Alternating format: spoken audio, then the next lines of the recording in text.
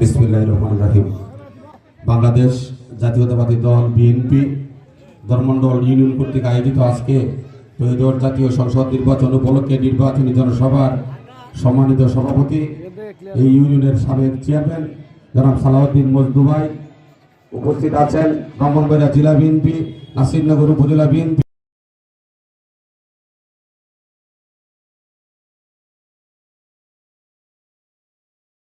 আপনারা দীর্ঘক্ষণ যাবৎ বক্তব্য শুনেছেন এবং আমি যেটা লক্ষ্য করেছি চেয়ারের স্বল্পতার কারণে আপনারা ধৈর্য ধরে যেভাবে দাঁড়িয়ে আছেন এতে বোঝা যায় ইনশাল্লাহ আগামী 12 তারিখে চেয়ারের স্বল্পতার কারণে আপনারা ধৈর্য ধরে যেভাবে দাঁড়িয়ে আছেন এতে বোঝা যায় ইনশাল্লাহ আগামী 12 তারিখে আমাদের ধর্মমন্ডলে ভালো কিছু হবে।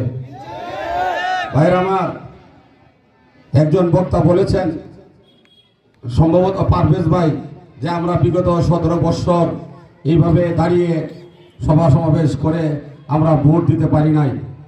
আমরা যদি একটু রাজনৈতিক ইতিহাস পর্যালোচনা করি, 2008 সালে সর্বশেষ বাংলাদেশে একটি অংশগ্রহণমূলক নির্বাচন হয়েছিল। তারপরে 2014 সালে নির্বাচনে বিনা ভোটে 153 জন নির্বাচিত হয়ে এলো। 2018 সালে নির্বাচনে যে ভোটটি হওয়ার কথা ছিল আগের দিন, পরের দিনে এই ভোটটা হয়ে গেল আগের দিন রাতে। আর আমাদের ঠিকানা হলো মাঠে ঘাটে, কেউ পুকুরের পাড়ে, কেউ জঙ্গলে। আমি যেখানে থাকতাম সেখানে এক পাশে আমি থাকতাম আর এক পাশে শিয়াল হাঁটাহাঁটি করতো। আপনারা কি সেই দৃশ্য দেখেছেন কিনা আমি জানি না প্রিয় ধর্মমন্ডলবাসী। আর 24-এ নির্বাচন হয়েছিল আমি আর ডাবিতে।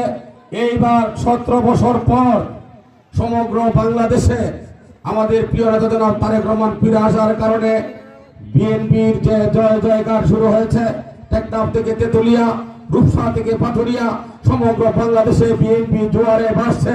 ইনশাআল্লাহ আগামী 12 তারিখে এই জোয়ারে দাঁড়িয়েছি সমগ্র বাংলাদেশে জয় লাভ করে আমাদের দল বিএনপি সরকার গঠন করবে। ভাইরা আমার, তাহলে প্রশ্ন হলো যে আপনারা কার সাথে থাকবেন?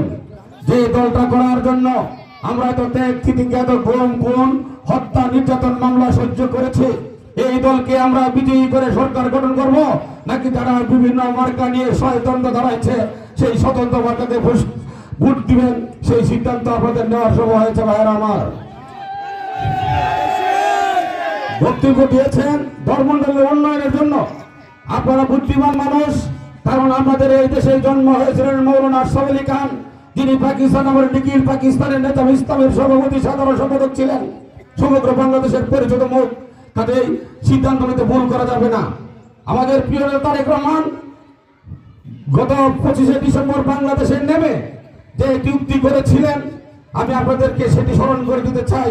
আমরা ভেবেছিলাম উনি 17 বছর এরকম পরবাসে থেকে স্বদেশ প্রত্যাবর্তন করছেন, ওনার মনে অনেক দুঃখ কষ্ট জ্বালা যন্ত্রণা, উনি জানি কি বলেন, কিন্তু সমগ্র বাংলাদেশি মানুষকে অবাক করে দিয়ে উনি কিছুই বলেন নাই। কোন দলের নেতা নেত্রীকে কোন রকমের কোন দোষারোপ না করে শুধু উনি এটাই বলেছিলেন, I have a plan for my country, আমার দেশের জন্য আমার একটি পরিকল্পনা আছে। আর সেই পরিকল্পনা হলো উন্নয়নের পরিকল্পনা। যদি আমরা আগামী 13 জাতীয় সংসদ নির্বাচনে এই দেশে 18 কোটি মানুষ ভোট দিয়ে আমাদের দল বিএনপিকে রাষ্ট্র ক্ষমতা বসাতে পারি, আমরা বিশ্বাস করি শহীদ প্রেসিডেন্ট এবং আমাদের প্রয়াত নেত্রী আমাদের মরহুমা খালেদা জিয়ার সুযোগ্য সন্তান হিসেবে আমাদের তারেক রহমান আগামী বাংলাদেশকে একটি উন্নয়নের বাংলাদেশ, একটি শান্তির বাংলাদেশ এবং একটি সাম্প্রদায়িক সম্প্রীতির বাংলাদেশ হিসেবে আমরা সারা বিশ্বের কাছে উনি পরিচিত করে দিবেন।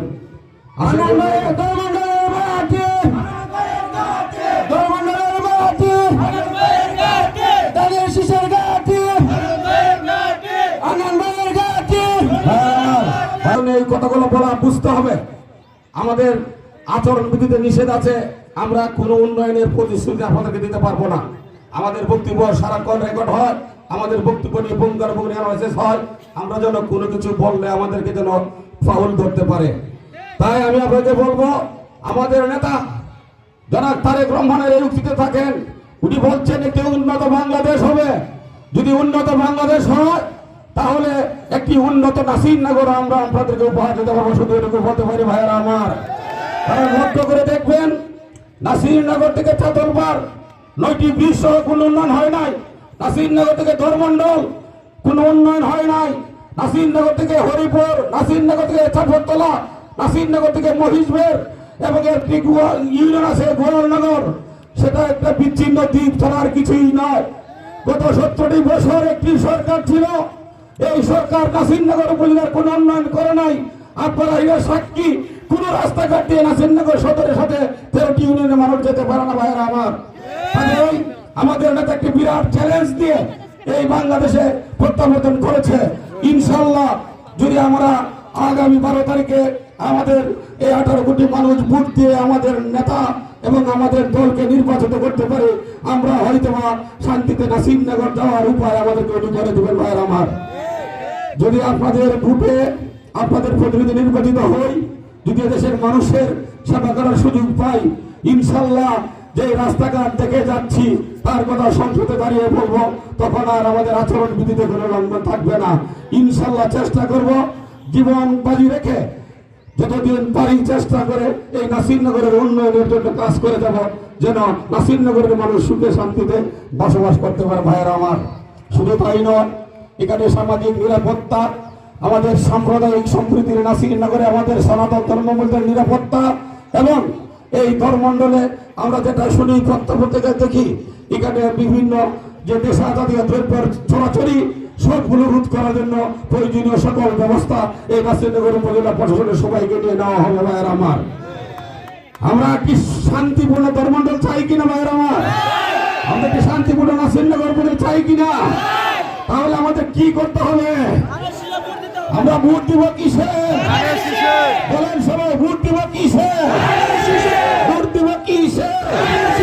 নবীন প্রবীণ মিলে মিশে, নবীন প্রবীণ মিলে মিশে ইনশাল্লাহ এই হযরত মাওলানা আশরাফ আলী খানের এই ধর্মমণ্ডলে আমি বিশ্বাস করি যে এইভাবে বিগত বছরগুলোতে বিএনপি সংখ্যাগরিষ্ঠ ভোট দিয়ে জয়যুক্ত হয়েছে। আমরা মনে করি এই ধর্মমণ্ডলবাসী আবার সেই ধর্মমণ্ডলকে আবার ঐতিহ্যের জায়গায় ফিরে নিবে, আবার বিএনপিকে বিপুল ভোটে ধর্মমণ্ডলে জয় করে আগামী 12 তারিখে প্রমাণ করবে। এখানে ধর্মমণ্ডলের নেতৃবৃন্দ আছেন, নির্বাচিত চেয়ারম্যান আছেন, ডক্টর মেজবাবাই আছেন, সালাউদ্দিন সাহেব আছেন, আমাদের সভাপতি সাধারণ সম্পাদক, সাংগঠনিক সকল মিলে আপনারা ওয়ার্ড বিএনপির সকল নেতৃবৃন্দ মিলে আগামী 10 দিন অতন্ত্র প্রহরীর মতো সমগ্র মানুষের ঘরে ঘরে ধানের শীষের সালাম পৌঁছে দিবেন, তারেক রহমানের সালাম পৌঁছে দিবেন এবং আমাদের প্রার্থী আমি হান্নানের সালাম পৌঁছে দিবেন। মা বোনকে সকলে ভোট কেন্দ্রে নিয়ে আসবেন এবং 12 তারিখে ধর্মমণ্ডল ইউনিয়নে আবার ইতিহাসের আপনার যে লেখা ছিল শুধু ধর্মমণ্ডলের মাটি, ধানের শীষের ঘাঁটি, ধর্মমণ্ডলের মাটি, বিএনপির ঘাঁটি, এটা যেন বাস্তবে পরিণত হয় সেই আশাবাদ ব্যক্ত করে আপনাদের সকলকে আমি আমার সালাম এবং আদাব জানিয়ে আমার বক্তব্য এখানে শেষ করছি। খুদা হাফেজ, বাংলাদেশ জিন্দাবাদ।